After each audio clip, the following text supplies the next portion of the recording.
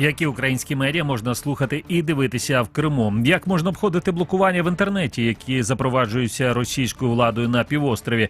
Такий новий інформаційний і розважальний контент з'явився в Україні спеціально для кримчан. Все це обговоримо найближчими хвилинами. Ну і вітаю, з вами Олександр Янковський, програма «Кримське питання». Ви слухаєте радіо Крим Реалії на 648 АМ, на півночі Криму на 105,9 ФМ. Також ми доступні в інтернеті на сайті Крим Реалії, на Фейсбук і Ютуб сторінках Крим Реалії, а також за телефоном 8 800 10 06 926. Якщо ви телефонуєте з Криму, якщо з материка, то телефонуйте за іншим номером 044 490 29 05. Телефонуйте зараз, бо нам насправді цікаво послухати і почути вас, що ви дивитесь з українських медіа, якщо ви зараз перебуваєте в Криму. Телефонуйте також нам у прямий ефір з понеділка по п'ятницю о 8 ранку, о 1 годині дня і о 6 годині вечора. В інший час залишаєте ваші повідомлення на нашому автовідповідачі 8 800 10 06 926.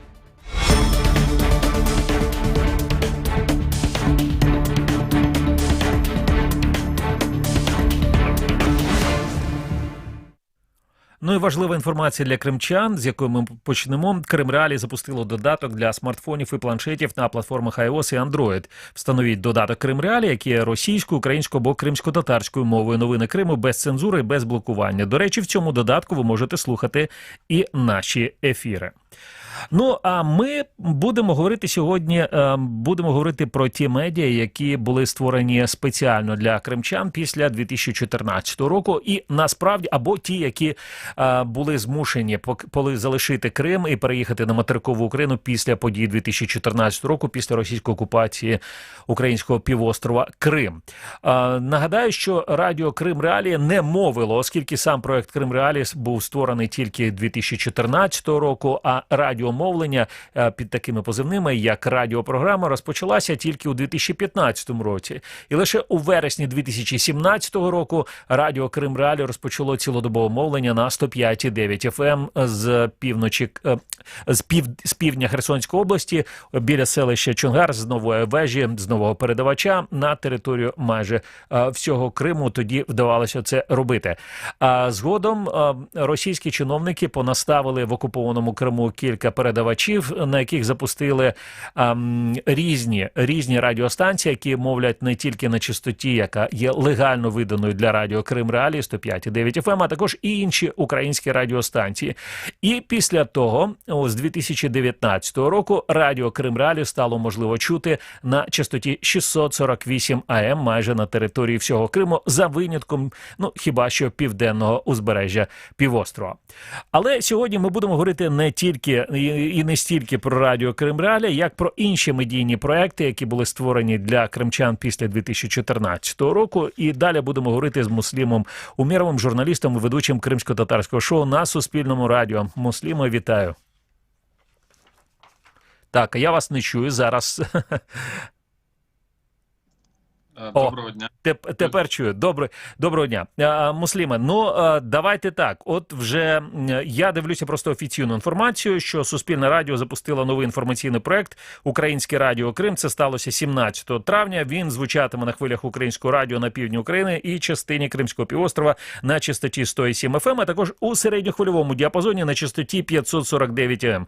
І проект охопить 100% сільської місцевості і більше 95% міст Криму, а також майже всю територію України у вечірній час. Українське радіо Крим транслюватиметься 5 разів на тиждень з понеділка по п'ятницю з 19:10 до 20 години за київським часом, а основу мовлення складатимуть кілька програм. А тепер можна, якщо можна більш докладно, що це за програми і для кого, про що вони? Варто сказати, що в нас цей контент виробляють декілька різних філій. По-перше, це філія Херсонського творчого об'єднання суспільного мовлення. Вона виробляє проєкт, який називається «Міллет Крим» чи українською «Нація Крим». Це проєкт про людей, які представляють Кримський півострів.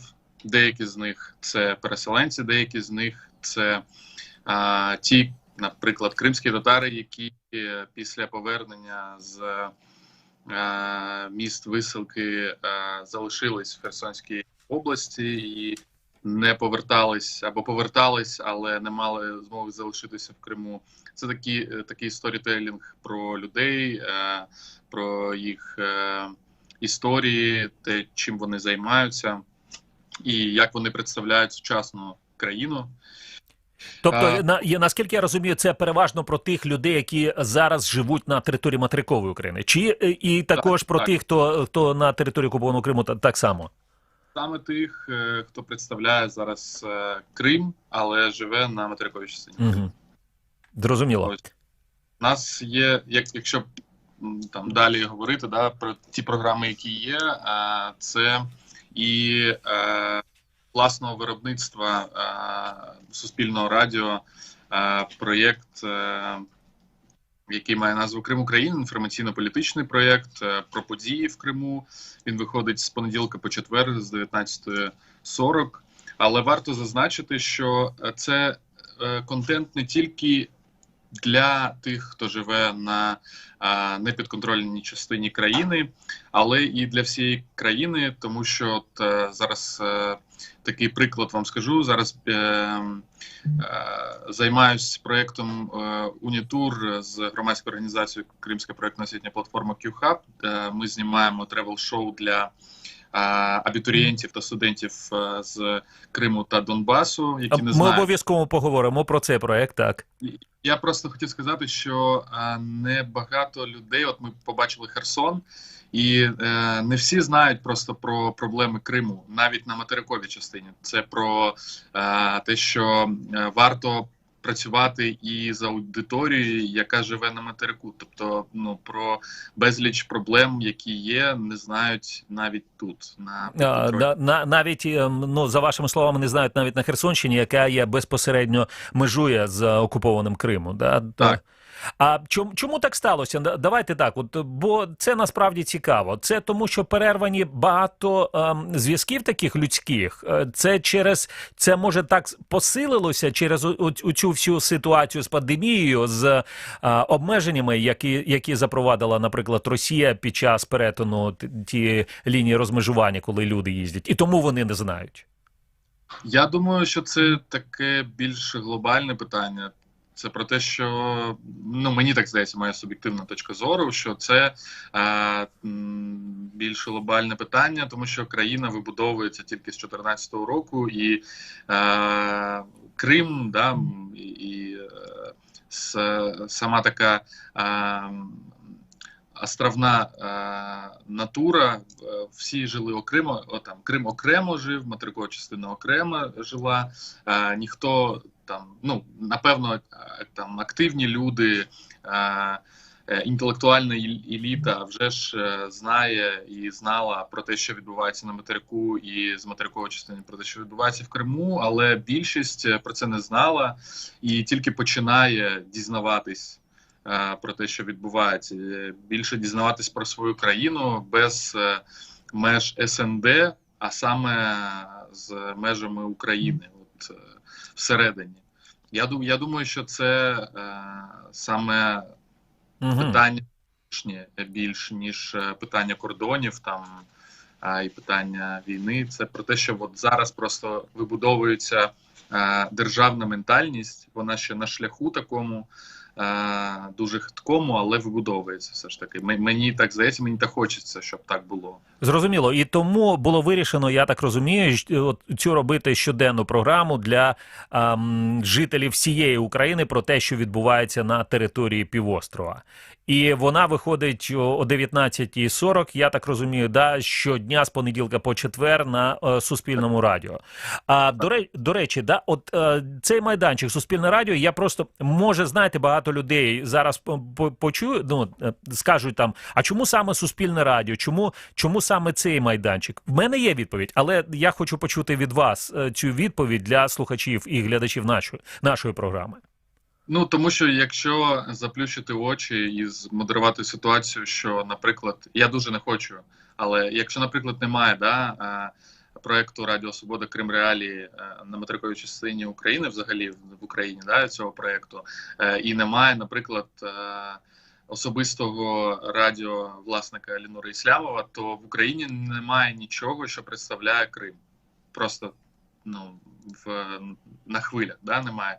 Тому саме в мене так взимку з'явилось бажання ініціювати взагалі створення цього, і через це тоді ще голова правління Зураб Аласаня підтримав мою цю ініціативу, скажімо так, передав мої бажання, мою концепцію Дмитру Хоркіну, продюсеру, генеральному продюсеру Радіо Суспільне. І от я думаю, що ми порозумілись в тому, що якщо немає нічого, то як суспільство буде дізнаватися, якщо в нас медіа, в принципі, там не так багато незалежних медіа і не так багато тих, хто розповідає про такі локальні речі, як Крим. Ну, погоджуюся. Особливо, це не тільки, напевно, стосується Криму. Медіа загалом вони так не дуже багато приділяють увагу якимось таким локальним подіям, в сенсі, провінції, так би мовити, не столичним подіям, якщо, очевидно, там не стається щось таке надзвичайне. Ми зараз працюємо в прямому ефірі. 8 800 10 06 926. Телефонуйте і долучайтеся до нашої розмови. А якщо ви телефонуєте з материкової частини України, то для вас інший номер 044 490 2905. У нас є слухач. Добрий день. Добрый день. Это Александр из соседней России, из Москвы. У вас постоянный радиослушатель, который слушает вас, кстати, на 648 килогерц в Москве. А у меня вот такой вопрос. Вот вы запустили на украинском радио эту программу, а будет ли усиляться передатчик средневолновый, чтобы тоже как-то добивал до Москвы? В интернете я слушал, у меня есть все приложения украинского радио, и там радио «Культура», и даже молодежного радио, А все-таки хотелось бы, как и радио «Крым-Реалии», слушать на средневолновом диапазоне, чтобы как-то доходило до Москвы. И не только до Москвы, как раньше случилось, до окраин. А радио «Крым-Реалии» хочу поздравить с приложением, наконец-то, молодцы. И удачи, как всегда, «Крым-Реалии» и «Донбасс-Реалии. И всем вам, ребята, правильные дела делаете, верные, и поверьте, у вас будет много слушателей. Спасибо вам, дякую. І ми продовжуємо нашу розмову з Муслимом Умєровим, журналістом, ведучим кримсько-татарського шоу на Суспільному радіо. Муслиме, чи є відповідь на це питання? Це до вас було питання, да? Ні, це було питання до вас. Коли Суспільне радіо можна буде почути в Москві на середніх хвилях? Добре, мені здалося, що коли Крим-Реалії. Це, напевно, варто було б це питання задати саме генеральному продюсеру, тому що він вектор розвитку радіо задає. Варто зазначити, що програми, які транслюються в ефірі, всі наші слухачі можуть подивитись і почути на YouTube. Так, в нас є зв'язок? Є зв'язок, так. Угу. Ви говорите, що на YouTube-сторінці... Ні, все, поновився зв'язок. Нагадаю, Муслим Умєров, журналіст, ведучий кримсько-татарського шоу на Суспільному радіо. Тобто ви говорите про те, що можна подивитися і послухати на YouTube-сторінці проєкту? Так, саме так. Тому що ми знаємо, що це великі кошти. Я думаю, що не на тій позиції, щоб казати, коли це може бути. Я б хотів, щоб це було скоріше. Я такі побажання можу передати правлінню, щоб там чув. Варто зазначити, слухаю. Що українське радіо можна почути навіть в Чечні, є такі потужності. Напевно, в Москві теж можна буде почути, якщо в Чечні можуть чути це. Може, все ж таки трохи інший напрямок. Але у мене до вас таке запитання. Знаєте, ми, коли Крим-Реалії запускали мовлення на середніх хвилях, чули дуже багато такої критики, на що ці середні хвилі, оскільки це, така, знаєте, стара, нам казали, це стара така технологія, взагалі нею мало хто користується, але ми побачили, що є значна кількість людей, які слухають власне радіомовлення. І я знаю, що і Суспільне радіо був такий період, коли вимикалося це мовлення на середніх хвилях, а потім воно поновилося. Чи відчуваєте ви, що є слухачі на середніх хвилях? Щодо середніх хвиль, якоїсь такої аналітики дати не можу. Можу дати аналітику про інтернет, тому що я більш, скажімо, за журналістику нової школи, за інші інструменти. Для мене дуже важливо, просто скажу, щоб ті посили і ті меседжі, які ми передаємо, дивилась і чула молодь.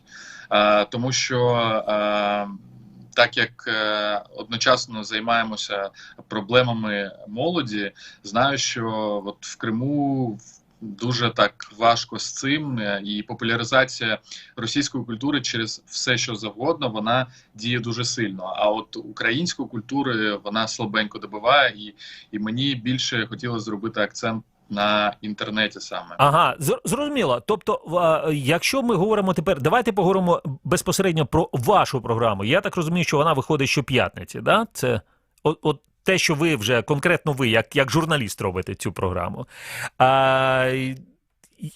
Як називається ця програма? Про що говорите і з ким говорите? Кейдж шоу, з кримськотатарської перекладається як late night show, да, пізній вечір шоу. Хотілося зробити трошки там на межі розважального та інформаційно-суспільно-політичного, не відкидаючи реальність, але говорячи трошки простішими словами. Я говорю кримськотатарською мовою, тому що це більше теж політичне моє рішення, що кримськотатарська мова має лунати на українському радіо, просто тому що це мова корінного народу і вона має лунати. А вже ж є складнощі зі спікерами і на материку, і взагалі в світі не всі говорять кримськотатарською, не всі розуміють кримськотатарську мову. Саме тому, от, наприклад, останню програму, яку я робив українською мовою, це було обговорення законопроекту тоді ще законопроекту про корінні народи. Знаємо багато нерозуміння з боку громадян України про взагалі термінологію, да, корінних народів. І мені дуже хотілося би, щоб це почули, так як ми розуміємо, що це там покриття там, да, 100% на Україні. Хотілося б, щоб зрозуміли, що це таке, пояснити, для чого це потрібно. Не кримськотатарською мовою, тому що кримські татари, там, караїми, кримчаки, я думаю, вже давним-давно знають, навіщо цей закон потрібен нам. Тому пояснювати ще раз не потрібно було. Але ще чому кримськотатарська мова? Через те, що нашу мову, як таке тюркське есперанто, розуміють як азербайджанці, турки, гагаузи і інші представники тюркських мов. І про проблеми України могли почути. І ми знаємо, що Україна така найбільш вільна країна для свободи слова серед представників тюркських народів. Да? Небагато народів може похизуватися тим, що в них є свобода слова в тюркському світі. От кримські татари можуть це сказати, що от ми живемо в Україні, в нас свобода слова все ж таки є. До речі, якщо говорити про свободу слова зараз в Криму, на вашу думку, чи є вона там?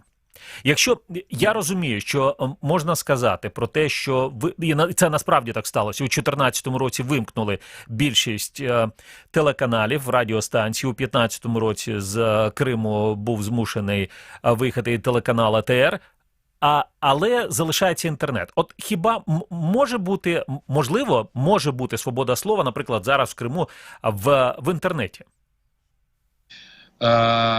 В інтернеті свобода слова в Криму може бути, але чи вона може функціонувати, саме здійснюватись в Криму? Якщо це питання, то я думаю, що ні. Саме тому ми з вами знаходимося тут, на материку.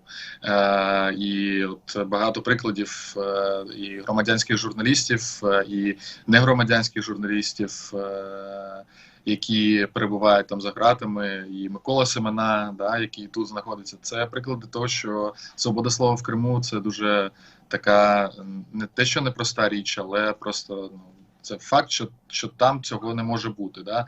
Єдине медіа, яке там зараз існує, це Кримська Солідарність, і то воно зазнає таких втрат через утиски. Да? Не знаю, я думаю, що... Ну, це громадянське медіа, не громадське, громадянське медіа, да? Це не суспільне і не громадське, це, ну, власне, це ініціатива людей, да, окремих, це не медіа в класичному, да, розумінні, це люди... В 21 столітті вже таке поняття класична медіа вже якось так стирається, мені так здається.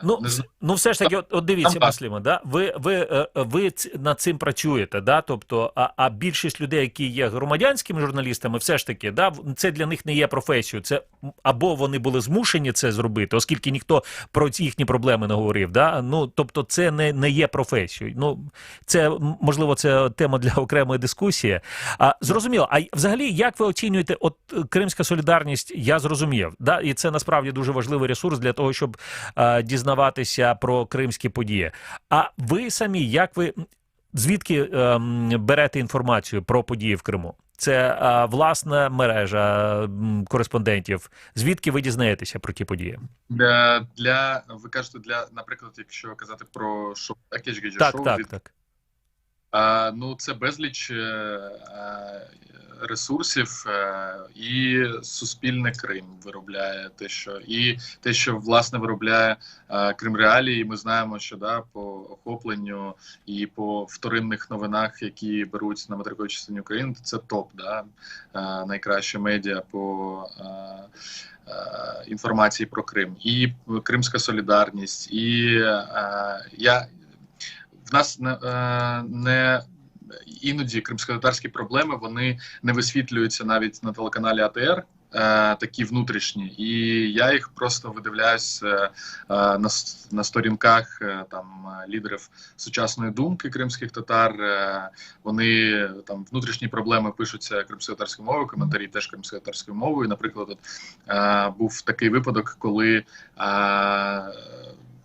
відбувався економічний форум в Криму, такий локальний, і дуже багато людей розділились на два табори. Про тих, хто казав, що ну, ми в таких умовах знаходимося, ми щось маємо робити. Інші казали про те, що от не потрібно було туди запрошувати деяких представників окупаційної влади, які знаходяться. От ці проблеми, вони були назовні, да, в Фейсбуці просто. Я вирішив їх трошки обговорити з тими, хто представляв, наприклад, форум.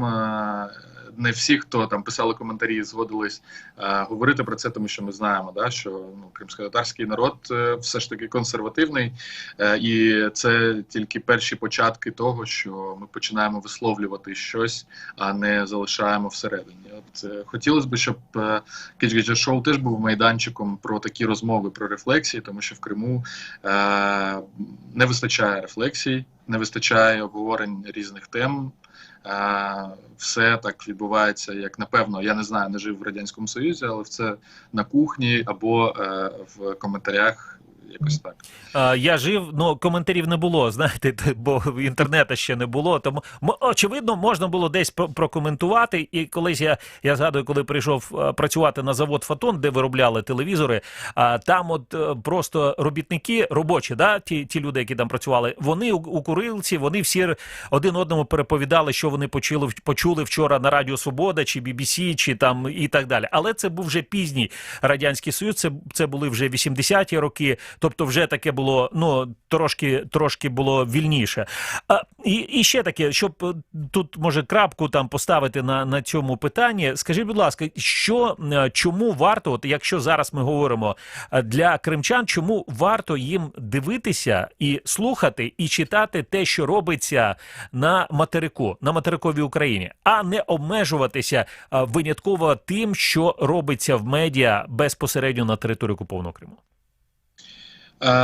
Тому що всі переселенці з Криму, які знаходяться наразі після 2014 року на материковій частині України, вони все ж таки борються за повернення на батьківщину, і ми все ж таки знаходимося в процесі міжнародного права, і варто все ж таки пам'ятати. Я розумію, що реальність кримська, я не відчуваю, але все ж таки розумію, що реальність кримська, вона російська.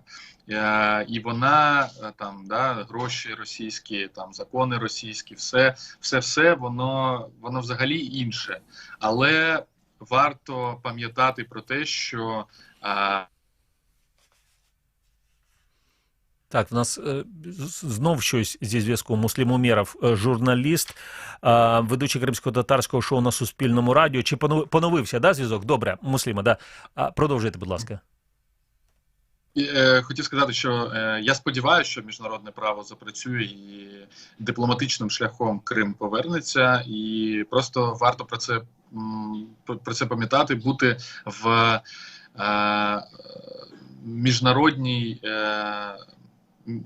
міжнародному порядку денному, не в локальному такому, да, от зараз все ж таки трохи виходити за межі того, що існує в вашому місті, в Криму, в вашому селищі. Все ж таки варто думати в глобальному такому русі. Зрозуміло. Так, ми зараз зробимо дуже маленьку перерву, а далі продовжимо нашу розмову з Муслімом Умєровим, журналістом, ведучим кримсько-татарського шоу на Суспільному радіо. Крим Реалії. Вся інформація про Крим та для кримчан на нашому сайті. Підписуйся на Крим Реалії в соціальних мережах. Продовжуємо цю програму «Кримське питання». З вами Олександр Інковський. Слухайте нас на 648 АМ на території майже всього Криму. Говоримо сьогодні з Муслімом Умєровим, журналістом, ведучим кримсько-татарського шоу на Суспільному радіо. Але зараз будемо говорити не тільки про це, що Мусліме, хотілося б дізнатися від вас. Ви вже на початку програми розповіли, що зараз ви реалізуєте дуже цікавий проєкт щодо, це можна назвати реаліті-шоу, можна, да, так сказати, в якому, я трохи забігаю вперед, наскільки я зрозумів, ви відслідковуєте долю людей, які приїздять з окупованого Криму на материкову Україну і намагаються тут вступити до вищих навчальних закладів. Так, можна так сказати. В нас абітурієнт, реальний абітурієнт з Криму, він разом, ми бачимо, як він виїжджає з Криму, як він проходить адміністративну межу, і з якими проблемами стикається там, можливо, там надуманими, да, іноді проблемами, тому що, в принципі, всі кордони такі в голові в нас умовні, і для свого майбутнього можна, в принципі, ці кордони пройти. Тобто ми дивимося, як наш головний герой вибирає для себе вузи. Це 13 вишів України, які знаходяться в Херсоні, в Одесі, в Харкові, в Києві та у Львові. Ми дивимося разом із ним, які він спеціальності обирає. Там в нас є приклади професій, тобто не тільки теоретично, да, але і практично подивитись на те, як виглядає професія. Разом з ним ми дивимося на активності в місті, тобто ініціативи, якісь креативні індустрії, які знаходяться в цих містах. І, наприклад, для мене теж було в новину подивитись те, що відбувається в Херсоні, тому що для всіх кримчан Херсон просто буфер, да, такий для переїзду в інші міста. Ну, напевно, для більшості. Можливо, яке транзитне таке місто, да, для сприйняття. Ми не знаємо, як це виглядає просто.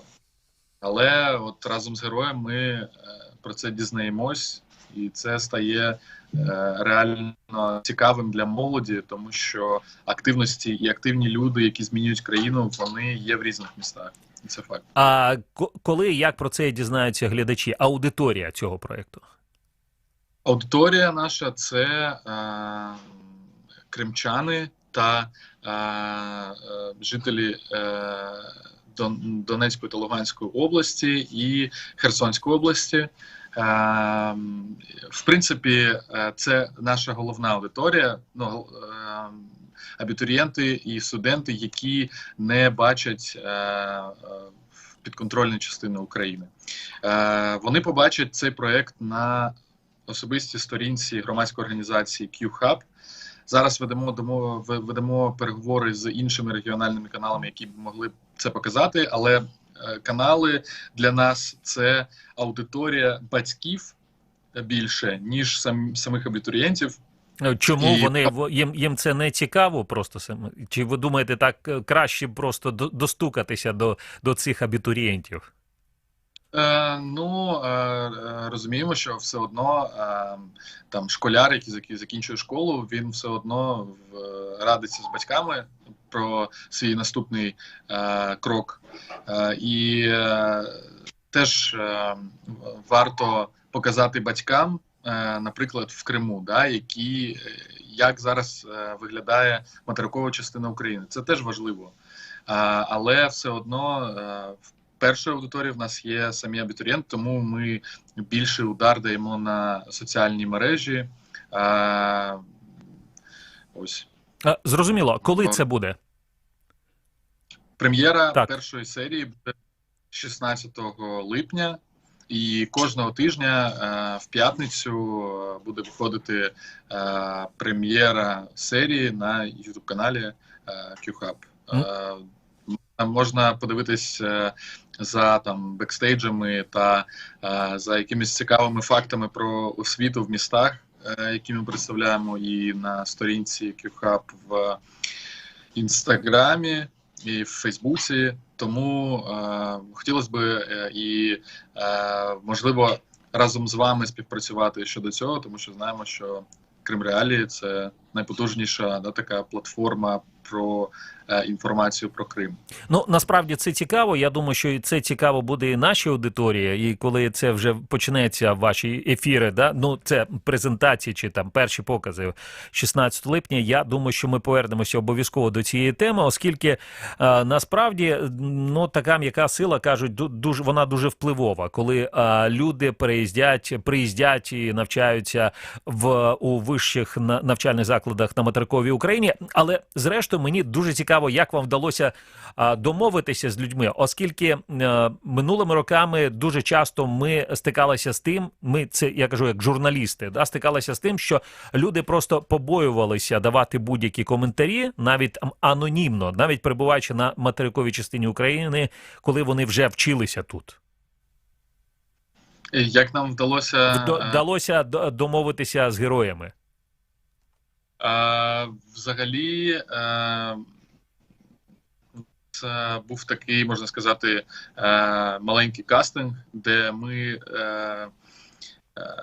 видивлялись героїв, які могли б розповісти більш цікаво про це, стати умовними блогерами. Але просто скажу, що більшість розуміє, що це важливо. Не всі можуть себе представити перед камерами, але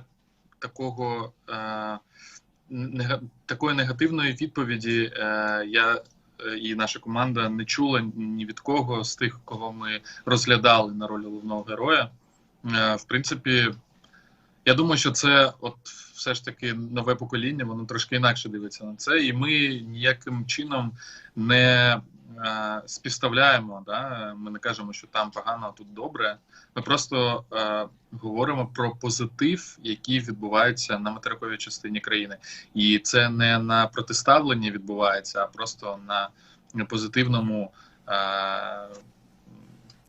я розумію, тобто просто людина, це якби можна було б сказати так, що це такий відеоблог, що людина розповідає просто, що з нею відбувається, як вона переїздить через ту лінію адміністративного кордону, а далі, значить, вона там десь в якомусь місті, що вона бачить. І це насправді цікаво в сучасному світі, такі нотатки, можна сказати, подорожуючого, а далі як він вступає до того вищого чи іншого навчального закладу. Чи не здається вам, ви, до речі, затронули вже цю тему, чи що люди, які живуть на території тимчасово окупованого Криму, вони стають дальшими від України за ці роки? В тому і проблема саме українського медіа. Я зараз не беру до уваги Радіо Свобода, Крим Реалії, АТР чи Суспільне. Ці три медіа, Чорноморка, роблять все, що можливе. А от такої потужної продержавної інформаційної сили або там стратегії її ще не було. Я сподіваюся, що це буде, і про сучасні зміни подивляться і почують, і прочитають і на півострові. Зрозуміло. Дякую вам. Муслім Умєров, журналіст, ведучий кримсько-татарського шоу на Суспільному радіо, був на скайп-зв'язку зі студією Радіо Крим Реалії. Це програма «Кримське питання». Сьогодні ми говоримо про ті медіапроекти, які з'явилися на території материкової України після 2014 року, після російської окупації українського півострова Крим. І насправді Муслім також, він говорив про те, що потрібні якісь державні зусилля. І далі, в наступній частині нашої програми, ми поговоримо про власне про державні зусилля, оскільки це будемо говорити з ведучим редактором телеканалу «Дом». Це державний мовник український, який нещодавно розпочав своє мовлення, в тому числі на територію Криму. Олексій Мацука. В наступній частині нашої програми ми повернемося до студії за кілька секунд. Кримське питання з понеділка по п'ятницю о 13-й. Олександр Янковський разом з гостями ефіру обговорить найважливіші питання сьогодення. Слухай на 648 АМ. Дивись на Ютуб та Фейсбук сторінках Крим Реалії. Коментуй в соцмережах. Це Радіо Крим Реалії, з вами Олександр Янковський, програма «Кримське питання». Слухайте нас на території майже всього Криму на 648 АМ. Далі будемо говорити з Олексієм Мацукою, ведучим редактором телеканалу «Дом». Олексій, вітаю вас. Добрий день. Олексій, таке в нас сьогодні запитання. От ми запросили до розмови керівників, ну не тільки керівників, а і також журналістів, які працюють над медійними проектами, що виникли на території материкової України після 2014 року, після російської окупації Криму, після подій на Донбасі. І сьогодні говоримо, власне, більше все ж таки про Крим. Ви є ведучим і редактором телеканалу «Дом». Цього року було започатковане мовлення телевізійне цього каналу, і супутнику, і в ефірному мовленні. І у мене до вас таке головне питання. Для чого дивитися кримчанину телеканал «Дом», що він такого там почує і побачить, чого він більше ніде не почує, не побачить? Нарешті з 2019 року розпочалось мовлення, яке фінансується саме з державного бюджету, а не з бюджетів країн-донорів або технічна допомога, як, власне, Крим Реалії. Це був чудовий проєкт 2014 року, коли розпочалось мовлення саме окремих проєктів Крим Реалії та Донбас Реалії. Але це було все не зсередини, так би мовити. Це чудова була допомога американців, США щодо прориву інформаційної блокади, яку створює Росія щодо Криму і в Криму. І сьогодні уряд України також долучився до цієї інформаційної роботи. Мені здається, це велика перемога для України. І тим більше, що є чудові приклади, це і Крим Реалії, Донбас Реалії, і американське Радіо Свобода, і настояще время, як працювати на територіях з тоталітарними, авторитарними режимами. Тому, власне, мені здається, що це, якщо дивитись на це саме з такої точки зору, то абсолютно зрозуміло, що війна відбувається на території України, окупація відбувається саме наших територій. Зрозуміло, що уряд має реагувати на це, і от розпочалось інформаційне мовлення. Що побачити, послухати в ефірі? Різноманітний контент, майже 80% контенту каналу «Дом» – це якраз про окуповані і непідконтрольні території. І це висвітлення дуже оперативне подій в Києві щодо реакцій, які ми збираємо по Криму і Донбасу. Це постійне будівництво мостів між Києвом, Сімферополем і Донецьком, Луганськом, щоб люди там відчували, що у них в Києві є адвокати, умовно кажучи, які просувають інтереси тих, хто сьогодні безголоси залишається на окупованих територіях. Тому телеканал «Дом» – це і журналістський проект, і адвокаційний в якомусь сенсі проект також. Наскільки я розумію, зараз є два телеканали, да? Тобто є «Дом», а є ще телеканал іномовлення. ЮА. Крим. Тобто вони розведені, да, в плані контенту, і це не... Сьогодні працює іномовлення російською мовою. Таке було рішення, що на 270 мільйонів людей, які потенційно заявляють про мову російську як рідну або другу рідну по планеті, плюс Росія – це територія нашого стратегічного і впливу, інтересу Києва, я маю на увазі, було прийнято рішення мовлення російською мовою, іномовлення України робити, щоб в першу чергу завдання пробити дезінформаційні кампанії, які будують навколо України російською мовою російські пропагандисти. Зрозуміло. Але так, через те, що це єдине підприємство, мультимедійна платформа іномовлення України, то це єдине підприємство і виконує адміністрування двох телеканалів – і ЮА, і «Дом». Угу. Скажіть, будь ласка, є якийсь фідбек на ваші програми? Мене цікавить, зокрема, Крим. Да? Тобто як це відбувається? Як ви дізнаєтесь, що вас вже побачили, вас почули? Фідбек є завжди, це і як ми бачимо по соцмережах, ми бачимо по фокус-групових дослідженнях, ми постійно намагаємось отримувати відгуки на контент від людей, які безпосередньо мешкають на непідконтрольних територіях. Це і те, що коли сигнал почав бити з супутника на непідконтрольній території, а також з вишок, яких більше встановлено на лінії зіткнення, то одразу федеральні канали підключилися по дискредитації українського телебачення. Так само, власне, ми стаємо мішенню для постійних дезінформаційних атак протягом всіх тижнів, що працюємо. Тобто у нас є і умисні пошкодження контенту, є перемонтаж, є такі речі, як маніпуляції навколо нашого контенту, викривлення нашої роботи і так далі. Тобто ми самі, як орган мовлення, є мішенню для як російської кампанії пропагандистської, так і для, на жаль, внутрішньоукраїнської інколи кампанії, яка ведеться по дискредитації ідей реінтеграції. Вас називають, я так розумію, да, що вони називають вас, я почитав там, що запустили канал пропагандистського мовлення. Ну, от в Росії так, зокрема, пишуть. Ви себе так називаєте чи ні? Ні, звичайно, що ми орієнтуємось саме в першу чергу на журналістські стандарти, журналістську етику при підготовці контенту. Єдине, що нас що цей проект відрізняє від журналістської класичної історії, це те, що тут конфлікт чутливого принципу більше, ніж на інших телеканалах національних. І більше того, пропагандистські – це слово таке дуже емоційне. Ми мовимо виключно на Крим і на Донбас, Донеччина, Луганщина. І там ведеться розповідь якраз про потреби, гуманітарні потреби людей, в першу чергу, які мешкають в цих умовах.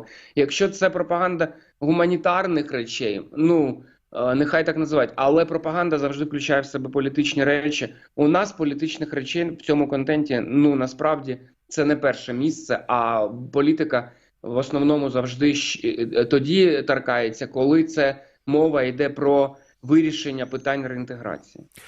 Олексій Мацука, ведучий редактор телеканалу «Дом», з нами на скайп-зв'язку. І таке запитання. Ми сьогодні в тому числі говоримо в цій студії і про ті блокування, до яких вдається або російська адміністрація на території окупованого Криму, або підконтрольна Росії адміністрація на Донбасі. Як ви з цим стикаєтеся і що ви робите для того, щоб ваш контент був доступний для жителів окупованих територій, попри всі блокування? Це насправді дуже широкомасштабна кампанія. Безумовно, жоден комерційний канал або неприбутковий канал не може зробити таку систему мовлення. І це і вишки, це і супутникове мовлення, це і аналогове через антенне мовлення, IPTV, і інші різноманітні формати. Весь опис є на сайті телеканалу «Дом» в розділі «Про нас». Власне, так само, як і мовлення на російською мовою по всьому світу, більше 60 країн, де ви можете у звичайній кабельній мережі зловити ЮА російською мовою, але з не з російськими наративами, а з журналістським контентом. Сподіваємось, ця гіпотеза рано чи пізно буде мати кінцеву точку, і аудиторія буде залюбки дивитися український продукт з Києва про Україну без російських наративів. А якщо відбувається блокування там ефірного мовлення, чи є якісь перешкоди? Може, ви бачили, може, ви дізнавалися про це вже, і вам відомо, що відбувалося блокування, можливо, супутникового сигналу, чи супутниковий сигнал неможливо заблокувати? Супутниковий неможливо заблокувати, блокуються кабельні, зрозуміло, мережі, блокуються аналогове мовлення через антени. Це не є функція нашого телеканалу моніторити блокування, тому що це більше стосується військових операцій, спеціальних операцій сил і так далі. Тобто це є спеціальна система моніторингу щодо блокувань і так далі. Зрозуміло, що частина з цієї інформації має статус доступний не всім, і зрозуміло, що ми, на жаль, не тримаємо руку на пульсі щодо блокувань сепаратистських угруповань. Але ми точно знаємо, там, де можна працювати, там, де можна розповсюджувати свій сигнал, це керівництво каналу робить, власне, через кабельні мережі на прифронтовій території, наприклад, або через підсилення передавачів по повітрю, або через супутник на Крим, де мовлення окремо, тому що Крим через ландшафт, ви знаєте, напевно, що аналогове, таке повітряне мовлення. Ефірне, да, важко. Тому туди лише супутниковий сигнал достається. Олексій, як ви вважаєте, або може як ви відчуваєте, за чим буде майбутнє в цьому, не знаю, інформаційному світі? Це ефірне мовлення, супутникове телебачення, чи все ж таки це інтернет і а може навіть і не сайти, а просто соціальні медіа? Я думаю, що це різноманіття, і сказати щось окремо, єдине, його вже не буде, зрозуміло. Звичайно, телевізор висить у людей, і люди думають, що це телевізор, насправді це вже давно не телевізор, а цілий комбайн, де можна дивитися інтернет, і фотки, і відео з власного телефону і так далі. І тому мені здається, що, звичайно, що різноманітність платформ – це ключ до успіху, так само, власне, як всі сьогодні медіа працюють, роблячи акцент, особливо в авторитарних територіях з авторитарним стилем управління, як Крим, Донбас окупований.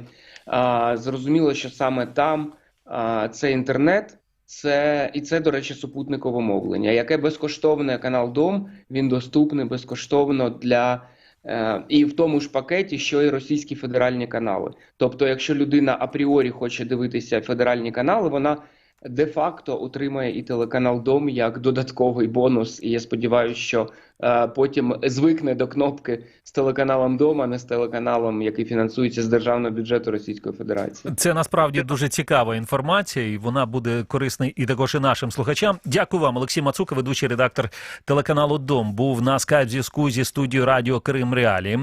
Нагадаю, що сьогодні ми говоримо про мовлення на територію Криму, а також на територію, трохи поговорили і про мовлення на територію частини Донецької, Луганської областей, також тимчасово окупованої. Повернемося до цієї теми і до студії Радіо Крим Реалії за кілька секунд. В Криму слухай цілодобово Радіо Крим Реалії на 648 АМ.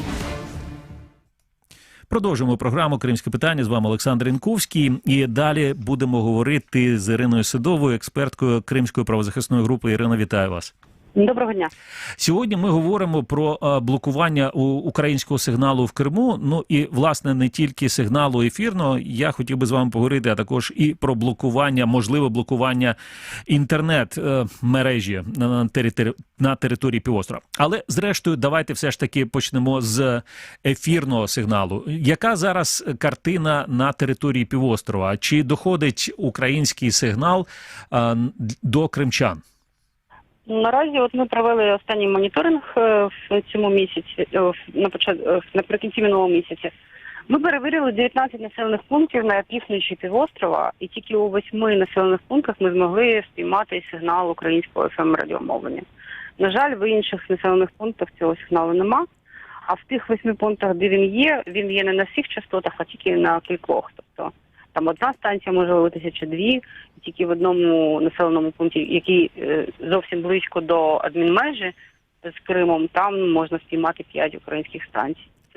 А чому так? Чому це відбувається? Там просто перешкоди, там шум чи там пустота? Що чути на тих частотах українських радіостанцій? Так, тобто за тими ліцензіями, які видає Нацрада, там має від 5, мені здається, до 9 станцій мовити в кожному населеному пункті на цих частотах. Замість українських станцій зараз на цих частотах або мовлять російські станції в якісному мовленні, або заглушають російські станції наші, і йде сигнал одночасно 2 станцій. Тобто розібрати нічого неможливо, тому що одночасно говорять просто 2 ведучих, так, російські та окупаційні мовлення і наші. Тобто воно накладається і взагалі неможливо зрозуміти, про що там мова. На деяких частотах просто тиша. Воно просто не ловиться, тому що є перешкоди.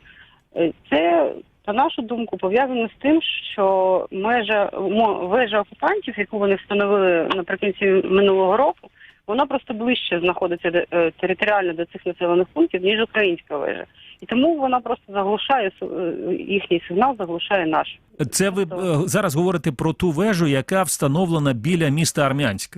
Правильно про неї, так? Так, біля Чуплинки там встановлена нова вежа, от вони її зараз обладнання там повісили, ми бачили, що там повісили обладнання якраз для потужного FM-радіосигналу, тобто спеціальні передавачі там висять, ці антени, і це, технічні спеціалісти подивилися і сказали, що це дійсно радіопередавачі, і що це сигнал окупантів, і він заглушає наш сигнал.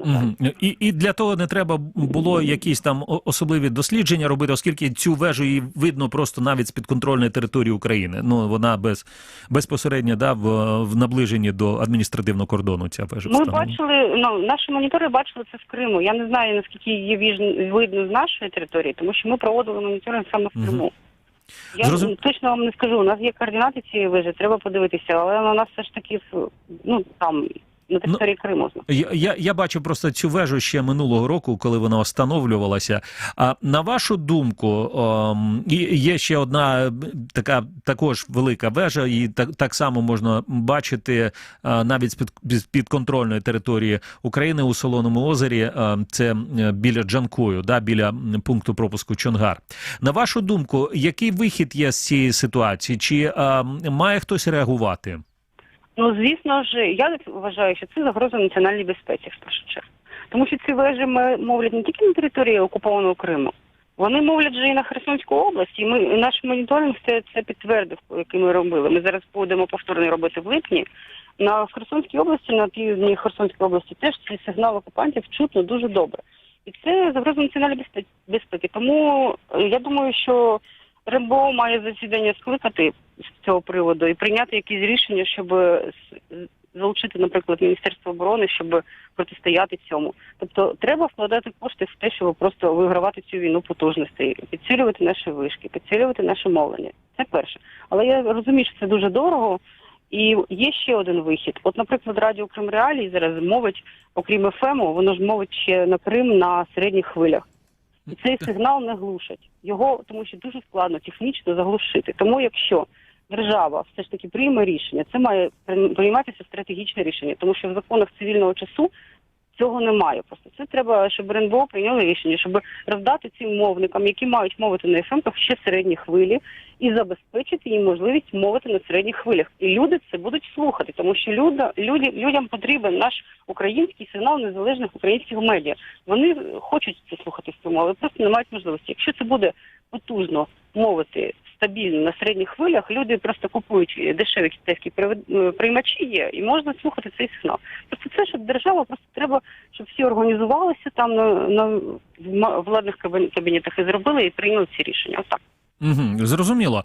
А це щодо середніх хвиль. Зрештою, я нагадаю просто тут нашим радіослухачам і глядачам, що нас можна чути практично на території цього Криму на частоті 648 АМ. Це практично на будь-якому передавачі. Може, за винятком південного берегу Криму, там нас не можна почути через складний рельєф місцевості. Зрештою, критики радіосигналу кажуть, що і такого ефірного телебачення, не тільки радіомовлення, і телебачення, говорять про те, що зараз все йде в цифру, все йде в інтернет, і то варто може взагалі просто зосередитися на інтернеті і на присутності медіа в інтернеті, зокрема і на території Криму. А що ви скажете, наскільки інтернет в Криму є вільним? На жаль, це не вихід із ситуації, тому що Крим захоплено окупантами, і там інтернет роздають російські провайдери. А російські провайдери виконують накази влади і блокують незалежні українські медіаресурси, телеканали в тому числі. І ми проводимо такий моніторинг також раз на 3 місяці. І от останній моніторинг показав, що 27 українських сайтів заблоковано повністю, із них заблоковано 13, ще 9 заблоковано частково. І це саме про інформаційні сайти, я кажу.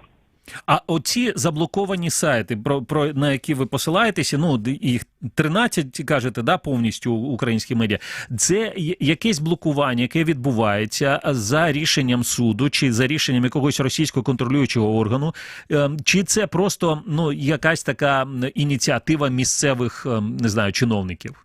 Насправді складно сказати, тому що частина цих сайтів заблокована згідно з рішеннями російських судів, і це можна знайти на їхніх там судових реєстрах. Але не всі сайти ми знайшли на цих судових реєстрах, тобто частина сайтів заблокована, але причини, за якою вони їх блокують, ми не знаємо. Тобто я думаю, що це негласне розпорядження, просто тримати під контролем ці сайти, тому що коли ми просили людей в Москві подивитися в Московській області, то там сайтів більше доступно українських, ніж в Криму. Тобто Крим – зона особливої уваги окупантів, і вони блокують всі сайти, які вони вважають небезпечними. Тому що росіянам наші українські сайти не цікаві, вони не знають мови і не читають це все. А кримчани прекрасно знають мову і читають українські сайти, тому вони їх блокують, щоб просто, ну, вони ж бояться, що буде патріотичний настрій кримчан зростати, і все ж таки почнеться там якась партизанська боротьба за звільнення Криму, правильно? Тому вони і роблять оці блокування. Я дивлюся просто ці повідомлення на вашому сайті, на сайті Кримської правозахисної групи. Тут що, за результатами дослідження, мінімум 12 провайдерів 12 кримських населених пунктів повністю блокують сайти 13 українських медіа. Це, зокрема, Цензорнет, Слід.нет, Black Sea News, 112. Ну, це був, напевно, 112 телеканал, Главком, Главне громадське радіо, Центр журналістських розслідувань, Стрічка, Депо, РБК Україна, Дзеркало тижні і Херсон Делі. Навіть Херсон Делі, да? Це регіональний такий сайт. Тому що херсонці класно пишуть про Крим, вони там близько, в них там є інформація про Крим така ексклюзивна. І тому цей сайт теж вважається чомусь небезпечним окупантом. Та також повністю заблоковані сайти LinkedIn. Ну це ж взагалі просто така соціальна мережа для професіоналів. Ну от LinkedIn заблокований за рішенням суду. Я точно не пам'ятаю зараз формулювання в цьому рішенні, але вони чомусь на нього озлобилися, і він заблокований, мені здається, навіть і в Російській Федерації, тільки в Криму. Ну, сайт Меджліса кримськотатарського народу, Свідків Єгови і Міністерство з питань реінтеграції тимчасово окупованих територій України. Також організації Хізбут Тахрір. І це насправді дуже цікаво, що Міністерство з питань реінтеграції тимчасово окупованих територій України, і це офіційне джерело інформації, може, для багатьох кримчан, хто хоче отримати насправді інформацію. Чи ви знаєте, якимось чином можуть вони отримати цю інформацію, там, не знаю, у соціальних мережах вона доступна? Ну, це треба, я думаю, що можна було б зробити дзеркало, так зване, так? Яке не заблоковане, і розсилати на нього посилання, людям роздавати. Але поки що я такого не знаю. Ну, в соціальних мережах присутнє міністерство. Я думаю, що повідомлення соціальних мереж можна читати. Також можна використовувати VPN-сервіси. Ну, на жаль, не всі кримчани знають, що це, і не всі вміють ними користуватися, тому що якщо у вас є VPN, то можна просто обходити ці всі блокування і мати доступ до цих сайтів. Але просто, на жаль, ми проводимо, звісно, роз'яснювальну роботу і публікуємо про це. І ви кажете постійно, як обходити блокування, але не всі, на жаль, ще вивчили цей метод. Зрозуміло, дякую вам. Ірина Седова, експертка Кримської правозахисної групи, була на телефонному зв'язку зі студією радіо Крим Реалі. І також я ще додам, що значить сайти КХ, інформаційний спротив, ЮАІнфо, підробиці, ТОНІТО, ТСН, Українська Правда були за результатами цього моніторингу доступні тільки в одному населеному пункті з 12 перевірених. А сайти Укрінформ і Апостроф доступні у 3 населених пунктах з цього списку, які перевіряли. Сьогодні у цій програмі ми говорили з вами і з нашими експертами про те, який контент робить українські медіа спеціально для кримчан після 2014 року особливо. Як ці програми, як ці статті можна читати, слухати і дивитися. І насправді є багато варіантів. Це і супутник, це ефірне радіо, це і, нагадаю, 648 АМ, ну, очевидно, це інтернет. І ще нагадаю, що Крим Реалі запустили додаток для смартфонів і планшетів на платформах iOS і Android, без цензури і блокування. Можна там слухати і радіо Крим Реалі. Олександр Янковський, Кримське питання. На все добре.